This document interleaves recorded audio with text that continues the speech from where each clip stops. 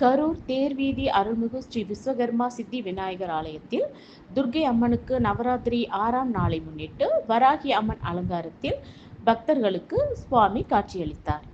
நவராத்திரியை முன்னிட்டு பல்வேறு ஆலயங்களில் சிறப்பு நிகழ்ச்சிகள் நடைபெற்று வரும் நிலையில், கரூர் மாநகராட்சிக்கு உட்பட்ட தேர்வீதி பகுதியில் உள்ள அருள்மிகு ஸ்ரீ விஸ்வகர்மா சித்தி விநாயகர் ஆலயத்தில் வீற்றிருக்கும் விஷ்ணு துர்க்கை அம்மனுக்கு நவராத்திரி 6ஆம் நாளை முன்னிட்டு இன்று காலை சிறப்பு அபிஷேகம் நடைபெற்று அதன் தொடர்ச்சியாக இரவு சுவாமிக்கு வராகி அம்மன் அலங்காரம் நடைபெற்றது.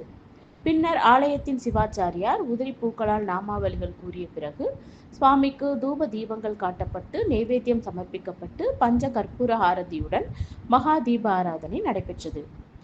கரூர் தேர்வீதி அருள்மிகு ஸ்ரீ விஸ்வகர்மா சித்தி விநாயகர் ஆலயத்தில் வீற்றிருக்கும் விஷ்ணு துர்க்கை அம்மனுக்கு நடைபெற்ற நவராத்திரி 6ஆம் நாள் வராகி அம்மன் சிறப்பு அலங்கார நிகழ்ச்சியை காண ஏராளமான ஆன்மீக பக்தர்கள் ஆலயம் வருகை தந்து சுவாமி தரிசனம் செய்தனர்.